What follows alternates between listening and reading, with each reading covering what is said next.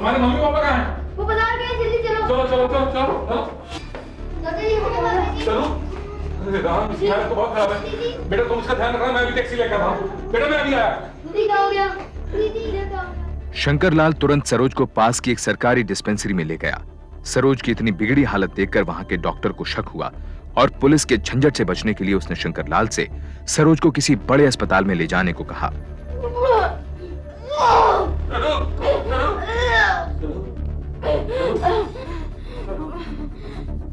कब से उल्टी कर रही है? पता नहीं, कुछ महीनों से इसकी तबीयत खराब है। इसके माँ बाप कहते हैं कि इसको पेट में रसौली है। डॉक्टर साहब ठीक हो जाएगी ना?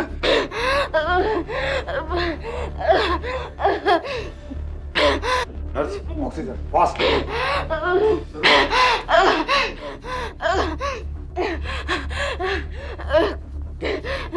सरू सरू सरू मेरे बेटा, सरू।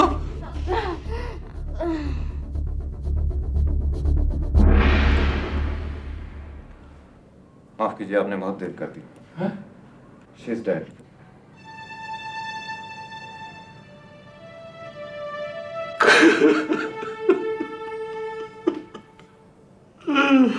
अगर आपके साथ कोई हो तो इनके माँ बाप को बुलवा लीजिए।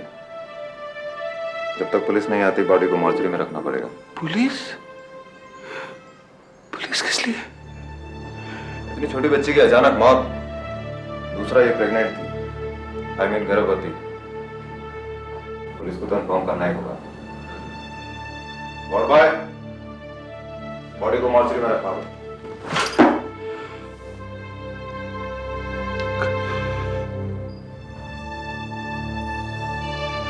इतनी बड़ी बात तूने मुझसे छुपा के रखी। बहू, तूने भी मुझे कुछ नहीं बताया। क्या बताती वो? क्या बताती? कि सरोज का पांव फिसल गया था, उसने घर की नाक कटवा दी थी। क्या बताती? डॉक्टर को मना नहीं कर सकते थे आप?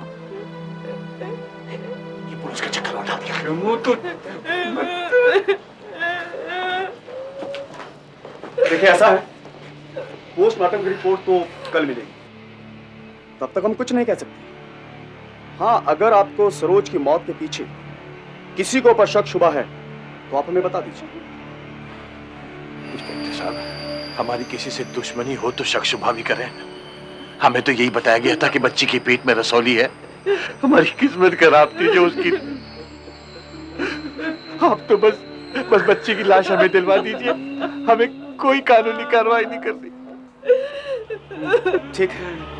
नाबालिग सरोज का गर्भवती होना और फिर उसकी अचानक मौत पर शक के बावजूद पोस्टमार्टम की रिपोर्ट से पहले कुछ भी कहना एएसआई राजकमल ने ठीक नहीं समझा। उन्होंने इंक्वेस्ट पेपर्स तैयार किए और जांच के लिए डॉक्टर से सरोज के विस्टा यानी मुख्य अंगों को प्रिजर्व रखने को कहा। सरोज की बॉडी उसके परिवार के हवाले कर दी गई।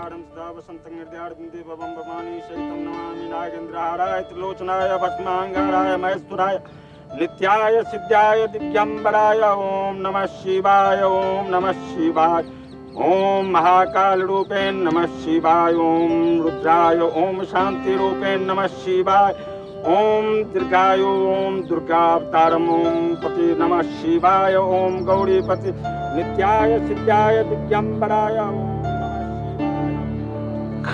शिवाय।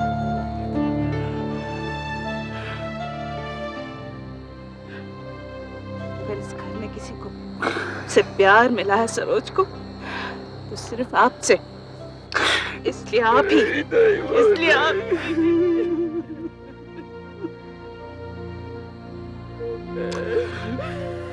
माफ कर दिया मेरे बच्चे।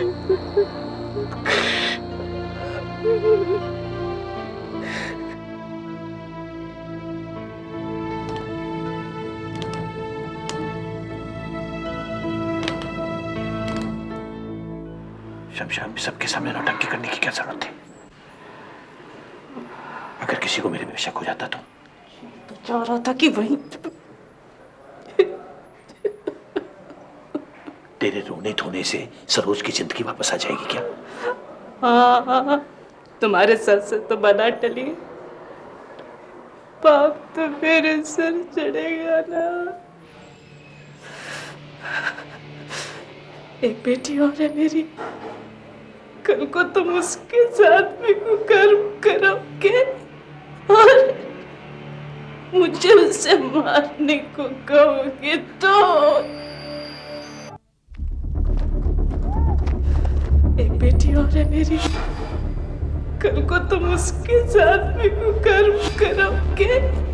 और शंकर लाल ये सुनकर पागल सा हो गया कि खेमचंद ने सरोज के साथ बलात्कार किया और फिर उसके गर्भवती हो जाने की वजह से उसने कमला के साथ मिलकर उसे मार डाला। शंकर लाल ने ठान लिया कि वो अपनी पोती के हत्यारों को चैन से नहीं जीने देगा। उसने खेमचंद और कमला के खिलाफ एफआईआर दर्ज करने का फैसला किया। अब ये केस एएसआई राजकमल से एसएचओ पूनम बनर्जी ने संभाल लिया था। सरोज मौत के समय पेट से थी। बाप का नाम खेमचंद। उसी कमी मैंने अपनी बेटी के साथ मुंह काला किया इंस्पेक्टर साहब, तो फिर अपनी बहू के साथ मिलकर मेरी फूल सी पोती को मार दिया। कीड़ा पड़ेगा उससे, कीड़ा। इसका मतलब हुआ उसके पेट में खेम का बच्चा, यानी अपने पिता का। शंकर लाल के बयान के आधार पर इंस्पेक्टर पूनम ने सरोज की मौत के बारे में तहकीकात शुरू की। उन्होंने सरोज का पोस्टमार्टम करने वाले डॉक्टर से भी बात की। उन्होंने पोस्टमार्टम रिपोर्ट पढ़ी जिसमें लिखा था कि मौत के वक्त सरोज के गर्भ में एक फुली ग्रोन मेल फीटस था, लेकिन उसकी मौत के कारण के बारे में कोई भी शक पैदा करने वाली टिप्पणी नहीं थी। फिर भी शंकर लाल के बयान के आधार पर पूनम ने खेमचंद और कमला को गिरफ्तार करने का फैसला किया। क्या बात? तुम्हारा नाम खेमचंद है? हाँ जी। क्या बात है? अपनी बेटी के साथ बलात्कार, फिर पत्नी के साथ मिलकर सरोज को मार डालने के इल्जाम में तुम्हें गिरफ्तार किया जाता है। गलतफहमी है, मैंने ऐसा नहीं किया। कोई गलतफहमी नहीं हुई। आपको किसने कहा मैंने ऐसा किया? पिता शंकर लाल ने। चलिए घर। क्यों? क्यों आप क्यों मेरे साथ ऐसा करें? किस बात का बदला ले रहे हैं? बापू मैंने नहीं किया। शंकर लाल की एफआईआर में खेमचंद और कमला पर लगाए गए इल्जाम को सपोर्ट करने के लिए पूनम ने खेमचंद के पड़ोसियों से पूछताछ शुरू की। उसे पता चला कि खेमचंद के एक पड़ोसन ने उसकी और कमला की बातें सुनी थी, जिसमें उसने सरोज से पिंड छुड़ाने की बात कही थी। खेमचंद के बच्चों ने भी पुलिस को बताया कि उनके माँ बाप के बीच सरोज को लेकर अक्सर झगड़ा होता था। खेमचंद को गिरफ्तारी के बाद नौकरी से सस्पेंड कर दिया गया। उधर शंकर लाल ने बच्चों का ख्याल रखने के लिए खेमचंद के घर में रहना शुरू कर दिया। क्या कर रहे हो बेटा? दादाजी गुड़िया के कपड़े फट गए, यहाँ पर ना मम्मी ने सरोज दीदी के कपड़े रखे हुए थे तो इसके लिए निकालने थे। ओह अच्छा, तो मैं निकालता हूँ। लो निकाल। बेटा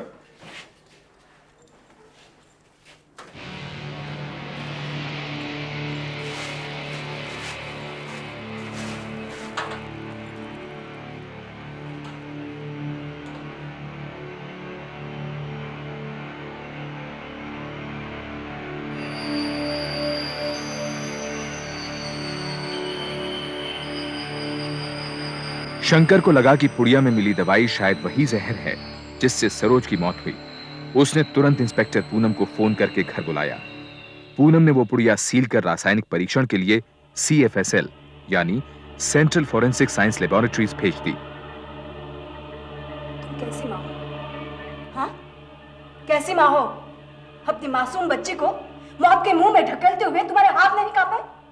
तुम्हें कुछ नहीं लगा? तो क्या करती मैं? क्या करती मैं? अपने छोटे छोटे बच्चों को लेकर मैं दर की ठोकरें खाने को चली जाती। कैसे छुपाती मैं उसके बड़े हुए पेट को? मोहल्ले वाले और जान मेरा जी को क्या जवाब देती मैं? क्या देती मैं? बोलो। वैसे भी अगर वो जी जाती ना तो उसकी जिंदगी नरक से भी बदतर होती।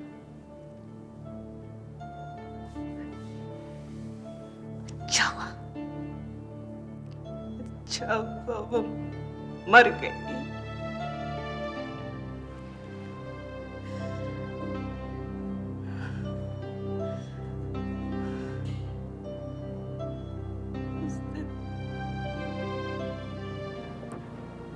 फिर सरोज को लेकर झगड़ा शुरू हो गया। ये मरने मराने की बात करने लगे। मैं घबरा गई। कैसी बातें कर रहे हो? इस मुसीबत से पिंक छुड़ाने के अलावा अब और कोई चारा नहीं है। मेरी बात समझ रही है ना?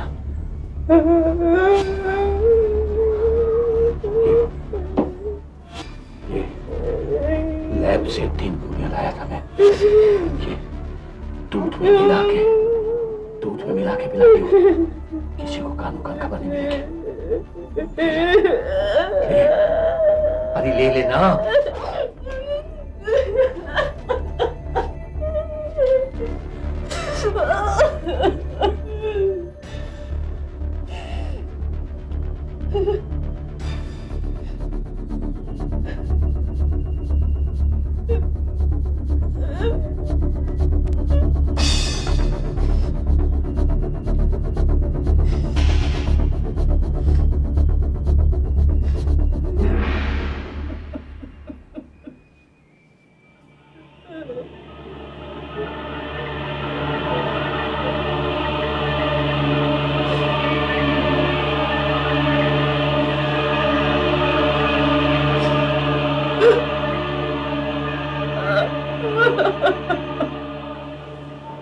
जिस डिस्पेंसरी में मैं काम करता था वहीं से लाया था मुझे जहर की गोलियां। अगर सरोज चिंता रहती तो मैं मर जाता। मरोगे तो तुम अब भी। इज्जत तो गई, जान से भी हाथ धोना पड़ेगा। खेमचंद ने फैसला कर लिया कि वो कमला और खुद को बचाने की हर चंद कोशिश करेगा। उसने अपनी बीवी के जेवर और गांव की जमीन बेचने का इरादा कर लिया। उसने शहर के नामी क्रिमिनल लॉयर राकेश शर्मा को अपना वकील नियुक्त किया, जिसके बारे में मशहूर था कि वो बिगड़े से बिगड़े केसेस को संभाल लेता है। एसएचओ पूनम का त्रिलोकपुरी थाने से तबादला हो गया। राकेश शर्मा ने हाईकोर्ट में खेमचंद और कमला की बेल एप्लीकेशन दायर की, जिसे नामंजूर कर दिया गया। राकेश शर्मा ने शंकर लाल को बातचीत के लिए बुलाया। देखिए वकील साहब, अगर आपने मुझे ये कहने के लिए बुलाया है कि मैं खेम और कमला पर लगाए गए इल्जाम वापस ले लूं, तो मुझे आपसे बात ही नहीं करनी। नहीं, ऐसी कोई बात नहीं। फिर देखिए शंकरलाल जी, मैंने आपको यहाँ इसलिए बुलाया है कि आपने अपने पोते और पोती यानी खेमचंद के बच्चों के बारे में कुछ सोचा है? मतलब? मैं कुछ समझा नहीं। देखिए, सरोज को तो अब हम वापस ला नहीं सकते। हो सकता है कि खेमचंद और कमला को उम्र कैद हो जाए या फांसी हो जाए, तो फिर उनके बच्चों का क्या होगा? कौन उनको संभालेगा? उनके कपड़े लत्ते, खाना पीना, पढ़ाई लिखाई? बेचारे सड़क पे भीख मांगेंगे। क्या बात कर रहे हैं आप? क्या बात कर रहे हैं? मेरे जीते जी ऐसा कभी नहीं होगा। नहीं, भगवान न करे ऐसा हो। बिल्कुल ऐसा नहीं होना चाहिए। लेकिन शंकरलाल जी, कल अगर आप ही को कुछ हो गया तो फिर क्या होगा? कौन उनको संभालेगा? कौन उनकी देखभाल करेगा? देखिए, जमाना बहुत खराब है। सबसे पहले तो अपने ही मुंह फेर लेते हैं। देखिए, आपने जो किया बिल्कुल ठीक किया। दरअसल में आपने खेमचंद की अकल ठिकाने लगा दी। बेचारा बहुत पछता रहा है, अपने किए की माफी मांग रहा है। वकील साहब, मैं ढंग से सोच नहीं पा रहा। कोई बात नहीं, आराम से सोचिए, बिल्कुल आराम से सोचिए। देखिए शंकरलाल जी, अब जो चला गया वो तो चला गया, लेकिन हम जीते जी दूसरे बच्चों को तो नहीं मार सकते ना। हाँ? अब आप देखिए, खेमचंद के खिलाफ गवाही न देकर के आप उसको जिंदगी नहीं दे रहे हैं, उसके बच्चों को जिंदगी दे रहे हैं। हाँ? बस आप निश्चिंत रहें, आपकी कृपा से बाकी मैं सब कुछ समझ लूंगा। देखिए, आप खेमचंद के खिलाफ गवाही न देकर के उसको नहीं, उसके बच्चों को जिंदगी दे रहे हैं।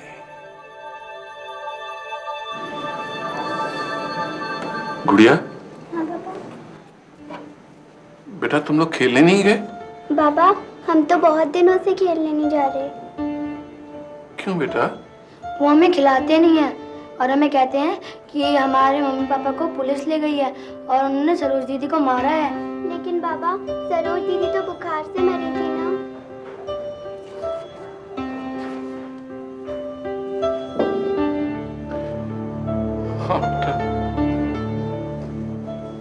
मेरी सरोज बुखार से ही मरी थी।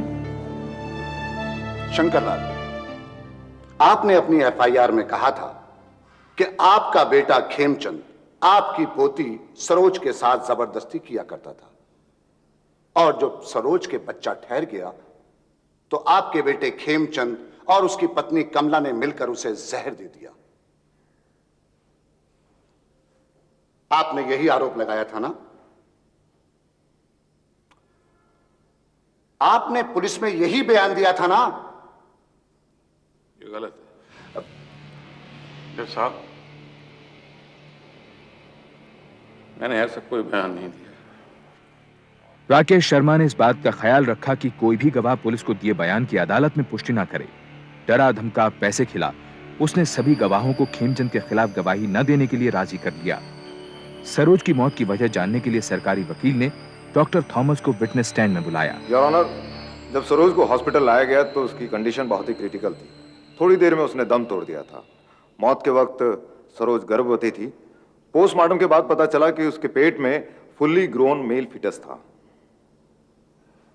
डॉक्टर थॉमस, सरोज की इस तरह की मौत पर आपको कोई शक नहीं हुआ? हुआ था, क्योंकि ये नॉर्मल केस नहीं था। इसीलिए हमने उसके विसरा को प्रिजर्व रखा और पुलिस के कहने पर जांच के लिए CFSL भेजा था। उसकी किडनी, उसके लीवर, उसके पेट, उसके इंटेस्टाइन और उसके खून के नमूनों में कोई भी कॉमन पॉइजन नहीं पाया गया। और खेमचंद के घर से बरामद सफेद पाउडर की पुड़िया, उसे भी हमने जांच के लिए CFSL भेजा था, लेकिन उसमें मिला केमिकल एस्प्रिन का एक्टिव कंपाउंड था, जिससे किसी की भी मौत नहीं हो सकती। लेकिन योर ऑनर, बहुत से जहर ऐसे भी होते हैं जो बॉडी में अपने ट्रेस भी नहीं छोड़ते।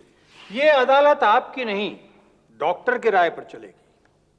डॉक्टर थॉमस, आपकी राय में सरोज की मौत की वजह क्या हो सकती है? योर ऑनर, मौत के वक्त सरोज सिर्फ 13 साल की थी। उसके पेट में विकसित शिशु था। इसके अलावा वो सीवियर एनीमिक भी थी। मेरी राय में इसी वजह से उसकी मौत हुई। लेकिन योर ऑनर, सरोज गर्भवती थी।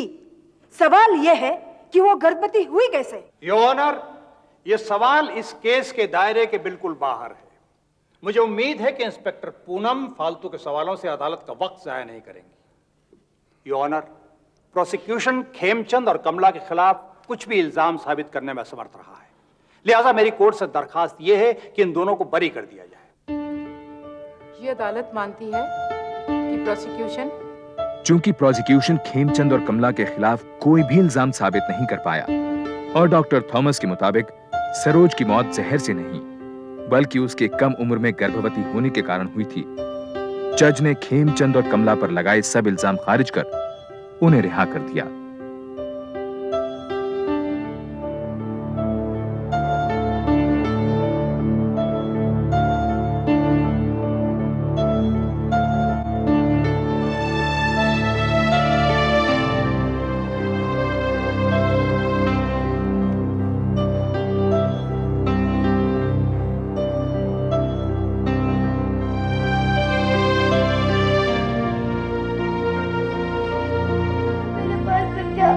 जब तक मम्मी नहीं आती मैं आपके पास सो जाऊंगी बाबा।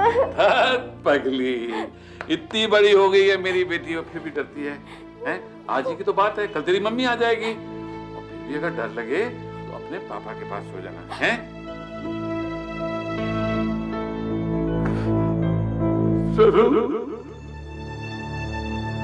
फैसले के बाद खेमचंद कमला और बच्चों के साथ त्रिलोकपुरी का घर छोड़कर अपने गांव चला गया। इंस्पेक्टर पूनम अब दिल्ली में पुलिस ट्रेनिंग कॉलेज में काम कर रही हैं। शंकरलाल ने खेमचंद के साथ अपने संबंध तोड़ दिए। वो अब कहां है, कोई नहीं जानता।